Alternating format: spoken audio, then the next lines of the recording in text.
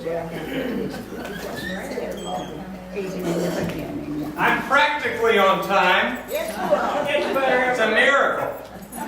If any of you are new, and I think a couple of you are, my name is Randy Mayu. We talk about whatever is in the news.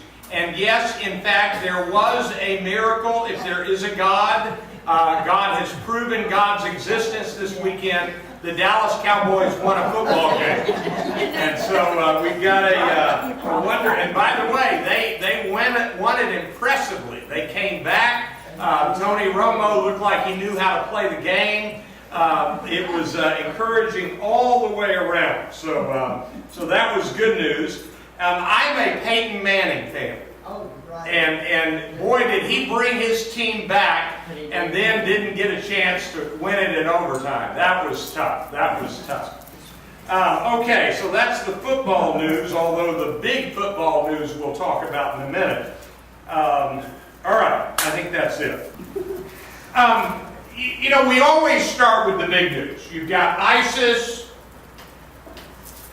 You've got American politics. We're going to talk about some of this today. But I want to start with, I'm going to call this the news that we should know, but we don't pay any attention to. So that's what I want to start with. Let me tell you a story. There is a woman, and I could find her name if you needed it, but there's a woman who's a student at Columbia University. She is a fine student. She was a straight A high school student.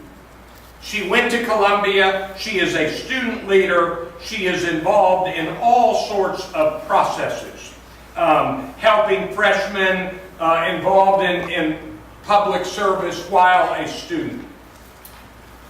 I'm going to use language that I don't usually use. I'm going to be a little precise about this story. In her freshman year, she met a man named Paul. And twice they had consensual sex. They had sex. He wanted it. She agreed with it. Over the summer, they were separate, were not together, never developed a good, long, deep relationship. And at the beginning of the sophomore year, they were together, and he raped her with anal sex. That's the accusation. So it's an alleged accusation. It turns out that in general at Columbia University and apparently at other universities, there is a decision made kind of at the upper levels that you report sexual abuse incidents to the university, not to the police. Because the police don't handle it well. And so she went to the university, and there was a hearing, and in the course of getting ready for it, 2 other women also went to the university. So 3 women went to the university saying that Paul had raped them. Now, rape is the definite, in this story, is they were together, they were knowingly, he didn't walk up to them as strangers and rape them. They spent time together, they were at a party together, they were at an event together, and they spent time together, and then he forced sex on them when they did not want it. And they said no. They clearly said no, according to the story. The university found that he was not guilty of rape. And so this woman, for the last few weeks, has been carrying around her mattress all over campus. And you may have seen this on the news. She bought the precise mattress, she did this on purpose, that they put in the men's dormitories for growing young men. So it's an extra tall mattress. She carries it around on campus, and now she has many people on campus picking it up and carrying it with her. All as part of the protest at the way that the university is not listening to the accusations of rape, not giving it credence. So the New York Magazine, which is kind of like D Magazine, New York Magazine, has an incredible article about this young woman and about the overall issue of sexual assault on college campuses. And I don't want to bore you with too many details. I've used about as strong a language as I've ever used in here. But let me tell you that this is an epidemic. And by the way, it's not just over on the East Coast. Right now, there is a scandal at SMU over this exact question. This exact question. There is a scandal, I don't remember the name of it, at a Christian university over this exact scandal. And what happens is that a woman will report it, and basically, the university says, you didn't make your intention clear, you were not strong enough in your communication, and so I'm using my language now, you led the man on. And so what he did was what he expected to do. There's actually a new law in California. You've all heard the phrase, no means no. There's a new law in California.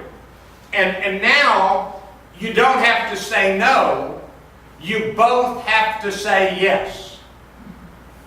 So in other words, if a man, and I'm using blunt language again, says to a woman, do you want to have sex? And she says no. That's the law that has been in the books. But now in California, both of them have to say, yes, I want to have sex. Both of them do. Yes, I want to have sex. Yes, I want to have sex. And then it is agreed upon as consensual sex.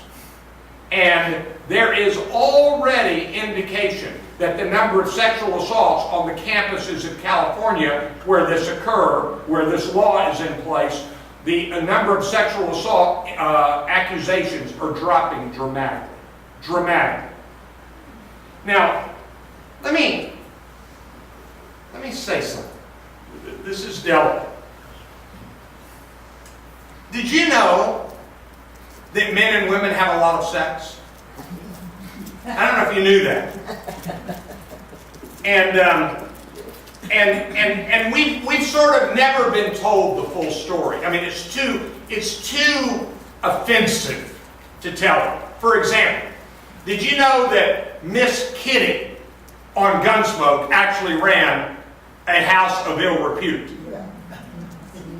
Did you know that basically the first business established in every frontier western town was a house of prostitution? Did you know that the first films made for our troops in World War II, at least among the first training films, you can see them on YouTube. I've watched a few minutes of them. Were training films on how to have sex without getting a disease and how to examine yourself with graphic film to see if you've got a disease. And this is 1940, 1941, 1942. So in other words, men and women have had sex for a very long time. And it's just become so prominent that now it is a given that it goes on college campuses at levels that it has never gone on, that we've never known about before. My guess is it's done this a long time. And so now the issue of sexual assault is coming out dramatically. In addition to all of that, there is now little doubt, and so let me see if I can show this to you. Here's a woman who makes an accusation of sexual assault. One of the problems, police officers haven't taken it seriously. In the past, all the police officers were men. Now, in most cities, there are women trained to take the accusation of sexual assault from a woman. There are these kits called rape kits, where a woman has bodily fluids captured so that later they will be able to find through DNA evidence if they've got the right person. And recently, and I'm embarrassed to tell you, I don't remember where, there was some city that had just discovered 200 misplaced rape kits. So these had not been handled carefully. So anyway, if a woman makes an accusation against sexual assault, in the military, she makes the accusation to an officer, and in many instances, an officer's good buddy is the one who's accused of doing the sexual assault. And so consequently, it is kind of reported up the chain, but right now, there's a woman, a junior senator from New York named Kirsten Gillibrand, who is the woman who replaced Hillary Clinton. And Senator Gillibrand has been championing that we separate rape and sexual assault accusations from the military chain of command. In other words, there would be a side panel over here that is not made up of the military officers, because in many instances the officers know the men who are accused of doing the sexual assault, accused of forcing the sexual assault. And so basically, women are sexually assaulted. Women are sexually assaulted and not taken seriously when they're reported. Now, are there ever any women who have lied about being sexually assaulted? Yes, there have been women who lied about being sexually assaulted. Have there ever been any men who lied about not doing a sexual assault? And the answer is yes. But in the era of DNA, etc., the out-and-out rape, we have an opportunity to catch the person in a way that we did not in the past. The problem on campus is the issue of consensual versus forced. And California is trying to change that with this law that each party has to say yes. So it's very interesting. But you'll be surprised to learn that 80 out of 100 senators are male, and Kirsten Gillibrand's attempt to get the law changed about how the military handles sexual assault has not been able to pass the Senate, with only 20 women voting. So, kind of interesting.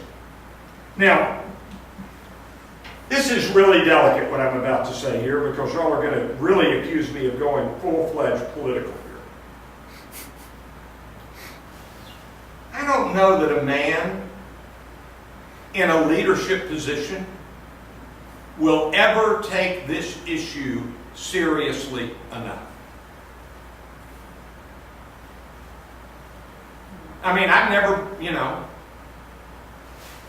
let me tell you a story. In most of the, most was too strong a word, scratch that. In parts of the world, it is still practiced often enough. Let me put it that way. Practiced often enough that a young woman gives birth to a boy and everybody celebrates, and a young woman gives birth to a girl, and she is, because she is an infant girl and not an infant boy, she is drowned, her spine is broken so that she will die immediately. I am not making this up. This is a common practice in parts of the world. I can tell you about inadequate dowries and women abused. In 1995, at the fourth annual, or fourth ever, I don't know if it was annual, Women's Conference on Women Issues, put on by the United Nations, hosted by the United Nations. It was in Beijing, China. A woman named Hillary Clinton, 1995, she was First Lady of the United States, gave a speech at the 1995 Congress on Women, in which she had 7 specific paragraphs in which she said, quote, "It is a violation of human rights when," and she listed the inadequate dowries, the forced mutilation of female genitals, the drowning of infant girls, and the breaking of the spine of infant girls. And let me just add one more little story. Let me think if I can say this without pulling it off too badly. Have there ever been any overweight male senators? That's not a trick question. The answer is yes. There have been some overweight male senators. Kirsten Gillibrand, in her first week in the Senate, had a fellow senator. She had just given birth, by the way. She's only the second office holder to ever give birth at that level while in office. There have been men who have been fathers whose wives gave birth, but she's only the second woman to give birth. Anyway, a fellow Democrat, it now turns out, we think we now know who said this, walked up to her and said, "You're pretty chubby, but that's good because I like my women chubby." He said that to her in an elevator in the Capitol building. A fellow senator to Kirsten Gillibrand. Now, have people made fun of Governor Chris Christie and his weight? Yes, they have. But there are not similar stories of comments made to a male the way it is made to a female. Let me just comment. Who's the most beloved, I'm serious about this, who's the most beloved female world leader in the United States in the last 50 years? There's really no dispute about this. It's Margaret Thatcher. Reagan and Thatcher were, totally together. Well, I hope you won't be offended, but Margaret Thatcher was not a supermodel. And yet, people respected her for her leadership. But if you know anything about her history, boy, was it tough for her to get to that position. So, anyway, that's my story number one of we should have known that, and we just haven't paid the kind of attention we should. I don't understand how both people saying yes is going to prevent the situation because everybody can lie. And that's an interesting question, except that we may be on the verge. Now, I don't know this, but we may be on the verge of people pulling out their recording phone and recording the yes. Because you see, I can record anything you say to me right now. And so that's another piece of this puzzle that they are considering making mandatory in California. And so it's a pretty interesting era.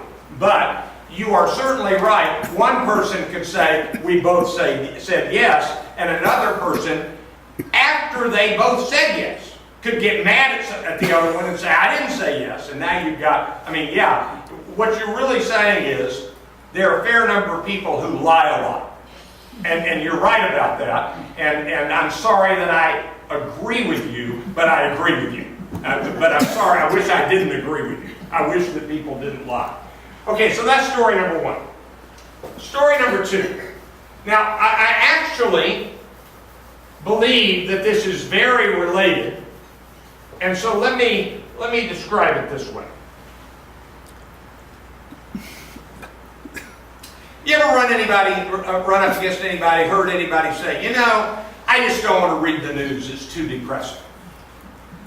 And by the way, I get that. Reading the news, listening to the news can be pretty depressing. I mean, basically, for most of the last 3 years, I didn't want to hear the phrase Dallas Cowboys. It was just too depressing. I understand the idea of depressing news. So what happens is, you pretend something is true when it isn't. Let me give you a pretty firm example. Everybody revered, loved, followed, salivated over the next win of a guy named Tiger Woods. Tiger Woods was the hero of the heroes. And we really didn't want to know how bad a guy he was. And he was, in case you haven't heard, he turned out to be a pretty bad guy. A pretty bad guy in terms of his utter lack of faithfulness to his wife. So let me just say this as cautiously as I can. Our current heroes in America, and they are professional athletes. And we know their names better. We follow them more closely. We are on their every word and every action. The only person who is currently better known than our best professional athletes is Kim Kardashian. So, I won't comment on Kim Kardashian. So anyway, what we have now discovered, and let's just admit it, is that National Football League players are beating their wives and girlfriends. Now, are they beating them more than men who are not professional football players? Apparently not. Apparently this is happening with plenty of people. But here is a difference. When you're a professional football player, you sign a code of conduct. You, in essence, are saying to the NFL, you have the right to punish me even when the law doesn't. Which is a pretty interesting, I mean, it's a voluntary thing. You can refuse to sign that code of conduct, you just don't get to play in the NFL. But if you sign the code of conduct, you've got to agree to the code of conduct. And so, what we now know, and I don't need to go over all the details, I think you all know the details. Ray Rice knocked his wife unconscious, his fiancée, unconscious in the elevator. She's now his wife. He knocked her unconscious, dragged her out. Roger Goodell has not done anything consistently. This person is punished this way, this person is punished this way, this person is still playing after being found guilty. And this person is not playing. I mean, it's a royal mess right now in the NFL. But, anybody want to know why Roger Goodell still has his job? He makes the NFL owners a lot of money. Money trumps other things. It really does.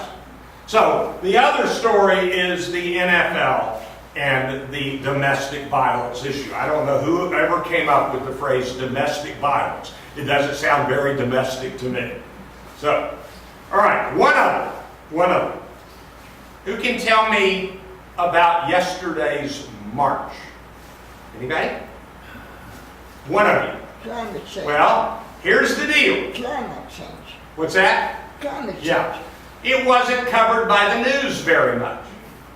But 300,000 people marched in New York City regarding the lack of action by the international community on the warming of planet Earth. Now, you can say, hey, it's not really warming, but I will tell you that the experts say it is really warming. Now maybe you're a better expert than they are. What do? They spend decades comparing the temperature of the surface of the ocean and the temperature of thousands of places. You see, one of the things that has changed about today's world is something called big data. Let me explain it. Anybody in here got one of these newfangled gadgets called a television? Do you remember for most of your life, when you watched the weather on television, they would tell you the weather rainfall amounts at the airport? That was pretty much it. DFW, here's how much rain we've had at DFW. Now, I don't know what station you watch, but the station I watch, when they have rainfall, when they have high temperatures, they list about 12 people that are their weather watchers. And they all take the temperature or measure the rainfall at their house. Let me tell you that I can tell you how much rain has fallen and what the temperature is within a few feet of my house anytime right here. Now hold on, this gets even better. I can tell you that, and every time it's recorded, which is every minute of every day, some giant computer in the sky, I'm making that up, lists every single temperature everywhere. And we now have buoys all over the ocean and ships as they travel. In fact, did you know that every ship on the ocean, there is now somebody sitting at a computer who can look at it and tell you exactly where that ship is right now? So if you buy a shipload of oil from the Middle East, you know where the ship is at 3 in the afternoon on Thursday. So what's happening is the big data is now taking all of the temperatures of all of the oceans and all of the land masses all over the planet, every hour, every day, all the time, and they're able to say, is this planet hotter, less hot, cooler than it was a year ago, 10 years ago, 20 years ago? And we have got all of that mapped now so that it is a consensus. The scientific community is in agreement that right now we are hotter than we've been. Now you can ask, why is it hotter? And I think the simple answer is Kim Kardashian is causing the temperatures to rise at everybody. I don't know, I'm making a joke. But it is hotter. It is hotter. And so yesterday, there were 300,000 plus. We're not sure. Nobody can count these big crowds. But that's more people than on the March on Washington. You remember the Million Man March? There wasn't a million men there. Nowhere near. This is bigger.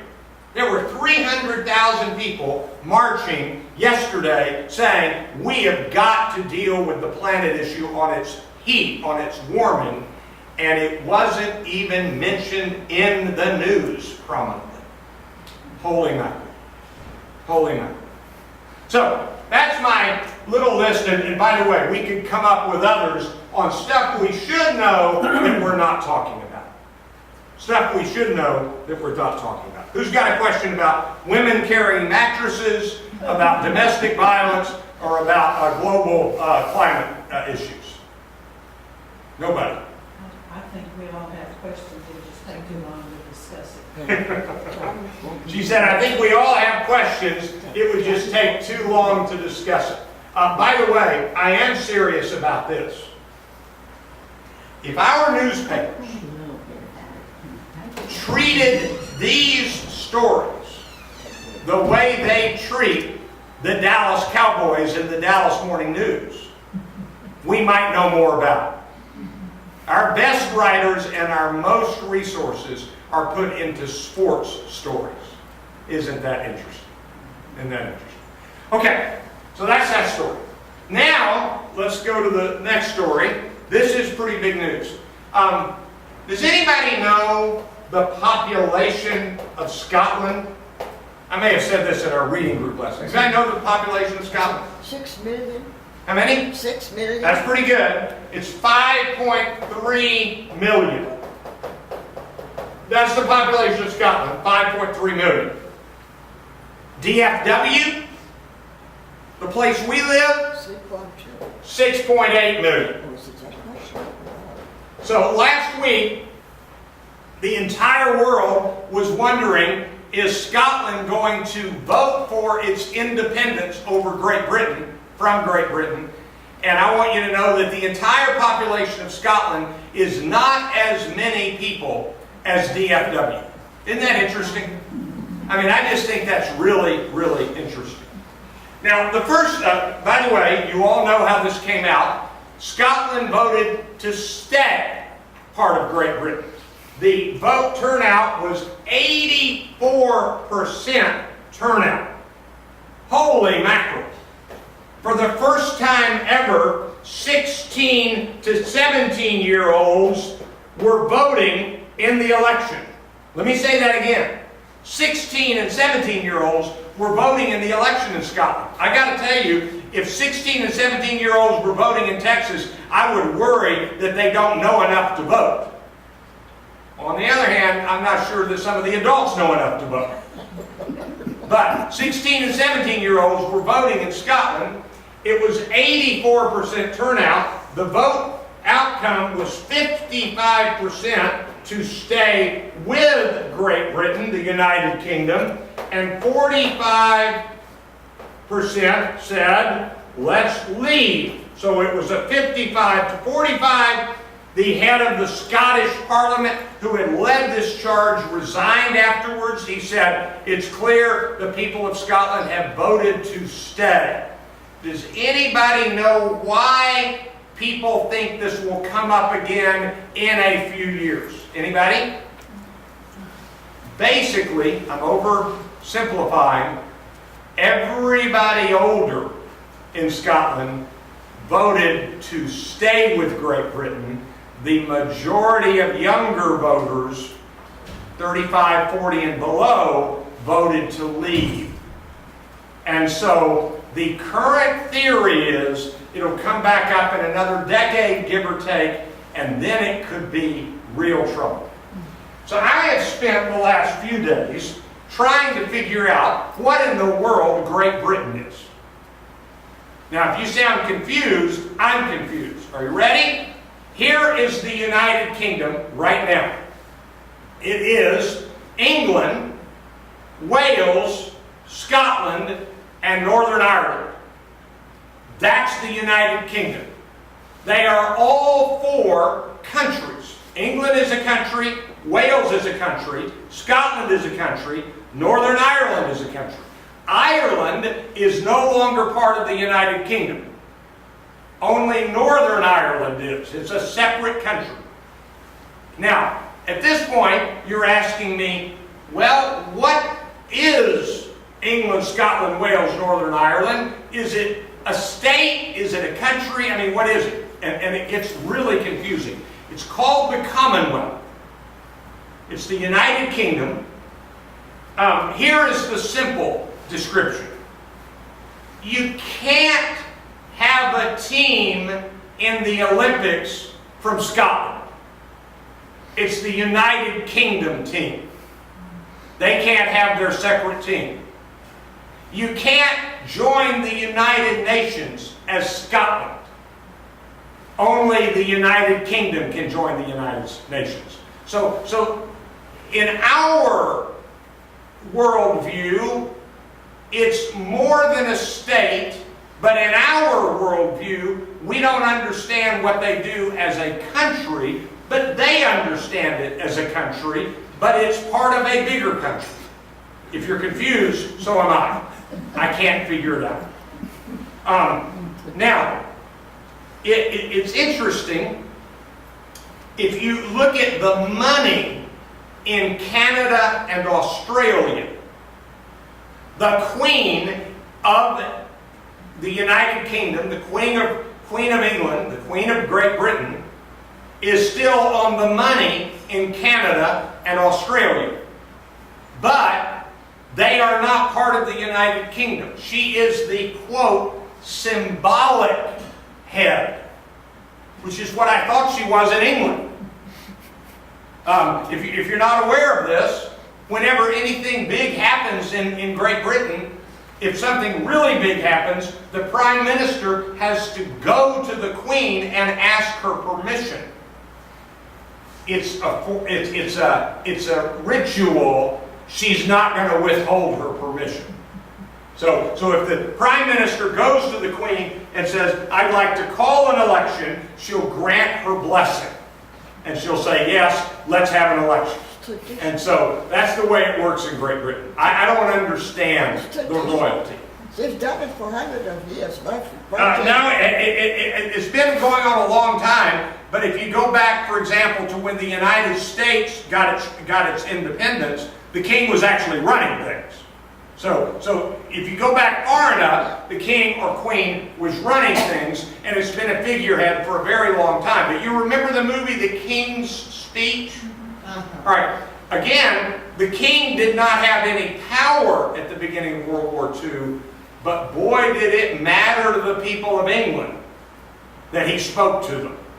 So I think we just can't understand this in the United States. So anyway, Scotland voted to stay, and they did stay, and there is general consensus that if they had left, Scotland would go into recession. Possibly Great Britain would have gone into recession. And then possibly Europe would have gone into recession. That was the worry. So the international community was really relieved that Scotland stayed. Now, I don't much care what Scotland does, except that this is just a piece of people wanting to do their own thing, and that's a lot. After Scotland's vote, either the Gallup organization or the Pew organization, one of our polling organizations, polled the United States, you know how they do a cross-section, and they discovered that 1 out of 4 Americans, 25%, wish that their own state would secede from the United States. It was a Nielsen rating. What's that? That was a Nielsen rating. A Nielsen rating, whatever it was. Now, lest you worry too much about that, that's approximately the same percentage that believes that aliens have visited the United States. And it is dramatically lower than the percentage that believe that there were 2 gunmen on November 1963 to kill Kennedy. By the way, on that one, I'm in agreement. There was more than 1 gunman. Even though you got a Secret Service agent who either lives here or did live here who says that Oswald acted alone. What does he know? I know more than he does. That's a joke. That's a joke. That's a joke. Okay. Well, weren't there other places that decided they wanted to have the vote for independence too Well, after that? they haven't decided it yet, but for example, there is an area in Spain that is on the verge of having this vote. They look like they're going to end up having this vote, and there are other places that are talking about it. But to my knowledge, they have not yet had the decision made to have the official vote. They're talking about having the official vote. But the one that looks most likely next is, this is really embarrassing, I'm supposed to remember. The Castellan. It starts with a C. What is it? Castellan. Okay, Castellan, Spain. And so that one I think is coming next. So, okay. All right. Let's see here. ISIS. How are we doing on time? Oh, good shit. All right.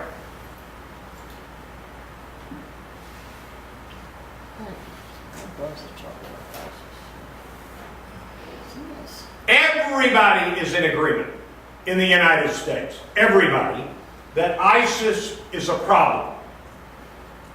Everybody is in agreement that we need to do something about ISIS. And I've told you before, ISIS stands for the Islamic State of Iraq and Syria. It is also called ISIL, which is the Islamic State of Iraq and the Levant, Levant, which is part of Iraq, part of Syria, well on into what is modern-day Israel and the Palestinian areas. The ISIS or ISIL is now calling themselves neither of these. They're calling themselves the Islamic State. And it considers itself a caliphate, which is an area that is ruled by a leader who is a combination military leader and civilian/religious leader. In other words, the head honcho. The head honcho of all honchos. And the man's name, and I've heard it and I don't remember, it's all something. He has issued a statement in the last 24 hours that is out on the internet inviting all Muslims across the world to come join the Islamic State to fight the infidels who are bombing them. That's us and our allies. And so the public opinion was 20% of the United States people said, let's do something about ISIS. 20%. And then in one fell swoop, it moved from 20% to between 70 and 80%. Does anybody know what that fell swoop was? The beheadings, but not the fact that the beheadings occurred. The fact that the video was released. They've been beheading people. Beheading people is not new. The fact that it's available on video, released by them, that is new. And so we see the beheadings and we say, we want to do something about it. So I'm going to oversimplify. We're going to call this group the minimalist. The minimalist group. This pen is about gone. And we're going to call this other group, this is again my language, the maximalist group. Now, it would be incorrect to say that these are the Democrats, these are the Republicans. Not all Democrats are in the minimalist group, not all Republicans are in their maximalist group. But it appears to be that at the moment, President Obama is saying very clearly, look, these are bad people, let's bomb them, let's equip the people in the region who are willing to fight against them.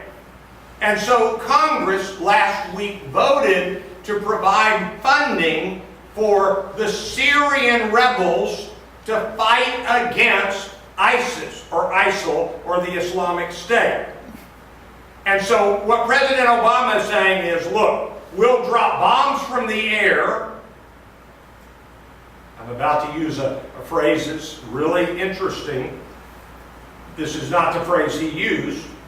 We'll provide military advisors to help train them, but they will do the fighting. We will not put our boots on the ground. That's the phrase he uses. The key phrase is boots on the ground. Now, in case any of you are wondering, what he has just described is basically the way we started in Vietnam. We started with military advisors, and then we ended up as the full-fledged war. Now, I'm not implying that this is going to go the same path, but I am saying that there are a whole lot of people who are not dummies, who are saying that the boots on the ground are going to be inevitable. And the most prominent person to say this is former Secretary of Defense Robert Gates, who, those of you who haven't heard me much, I'm a Democrat and I've never hidden it. He is a Republican that I respect. I like Robert Gates. He's a level-headed man, a smart man, in spite of the fact that he's an Aggie. Can't help that. But by the way, he's actually now the head of the Boy Scouts, and it's based in Dallas. And when he was asked, "Are you going to be moving to Dallas?" he said, "I can't move to Dallas and do this job because if I lived in Dallas, I would be too tempted to spend all of my time at College Station." So he's running the Boy Scouts from wherever it is on, I think, the East Coast where he lives. All right, so the minimalist approach is, let's bomb them, and here's the phrase that President Obama has used: degrade and destroy. Degrade and destroy. There is nobody that I can find who believes that we can degrade and destroy them, period, but much less just by bombing them from the air. Now, there are plenty of people that I respect who believe that in essence, we're looking at a 20-year battle minimum. Minimum. I don't think any of us understand the fanaticism that is deeply ingrained out of the beliefs of the Islamic State about their belief that Allah wants them to, in essence, run the world. That's my wording. But I don't think we understand that. I said this before, you've got to listen carefully. Not all Muslims want to kill the infidels.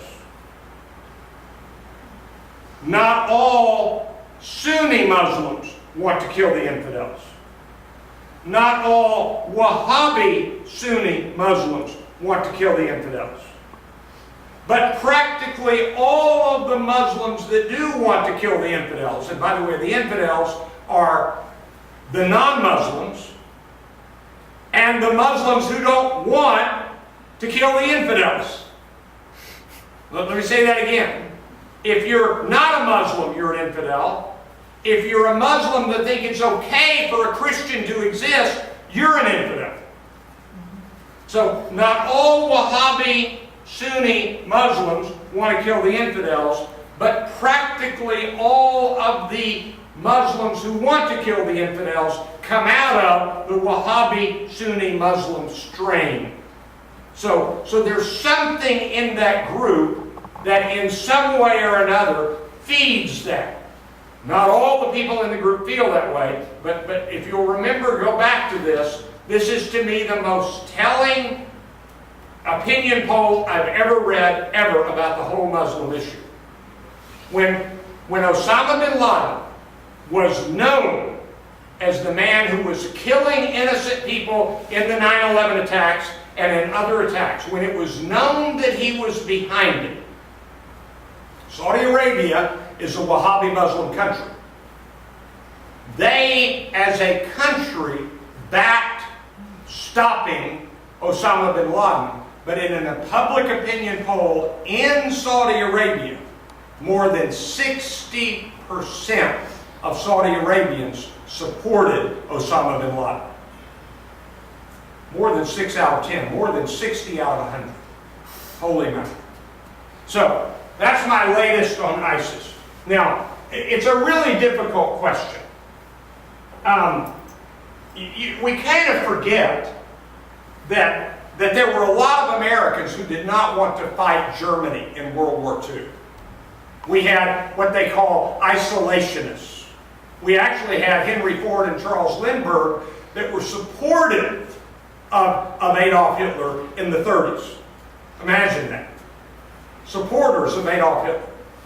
And what happened was, when Japan attacked us, we went from isolationist to maximalist. This will be a day that will live within in infamy. Let's kill it. And we did. All right. So that's my comment about ISIS. All right, I end with this, American politics. I watched the Wendy Davis-Greg Abbott debate. Did anybody in here watch the debate? Two of you. I'm going to give you my opinion. Number one, Wendy Davis may be the most wooden, robotic speaker I've ever heard. Has nothing to do with do I agree or disagree. She's just wooden. Number two, Greg Abbott. I'm trying to think of the nice way to say this. Greg Abbott is firmly convinced that if he'll just say, Wendy is Obama for Texas, and we don't want Obama in Texas, he thinks that's what will win the election for him, and he's right. He's right. He's absolutely right. And so Texas is so Republican that the issue about the debate was not the issues in the debate, but who whipped whom in the debate. And the headline here by Brad Watson of Channel 8 on Twitter, he said, Wendy Davis tried her best to rattle Greg Abbott, and he wouldn't be rattled. That was his headline. Not, what about the issues, not what was said, but that was what was rattled. If you're not aware, the debate was in the Rio Grande Valley. It's where Harlingen is, where I went to high school, where I grew up. And if you're not aware of this, the poorest area in Texas is the Rio Grande Valley. And I won't get into all the details. But if you're wondering, does Wendy Davis have a chance to beat Greg Abbott? Yeah, she has a chance. About the same chance that there is that Hillary Clinton will choose Sarah Palin as her running mate in 2016. I don't think there's much of a chance. It doesn't have anything to do with what I would like. That's just what I think is true. I'm going to end with this. This is pretty interesting. There's a Pulitzer Prize winning author who is kind of one of the genuine experts in America on the plight of poor people, especially the working poor. People who have a job but don't make enough. He's a Pulitzer Prize winner. He wrote a book called The Working Poor, Invisible in America. It's not a good book. It's a very good book. I've read it. I've done a review of it in a number of places. His name is David Shipler. If you looked at today's Dallas Morning News on the front page, Highland Park Independent School District has suspended 7 books from being read in Highland Park schools. And one of the 7 is the premier book in the country on working poor people, The Working Poor by David Shipler. The parents objected to the book because it tells the story of a woman who was abused as a child and later had an abortion. And because of her background, she was having trouble economically, and she fit the book, the account that he told. And because it was a woman who had an abortion, apparently, the parents have objected to that book being read in the wealthiest school district in all of Dallas. I don't even know what to say about that. But I'm not a fan of banning books. Technically, it wasn't banned, it was suspended, which means it's banned for a while. But they haven't said when they'll bring it back. Kind of interesting. Well, that's current events for today. We have a reading group Wednesday. I'll have the readings here tomorrow morning. It will be at the front desk by noon tomorrow. And who cares about any of that? The Cowboys won. I'll see you next time. Bye-bye.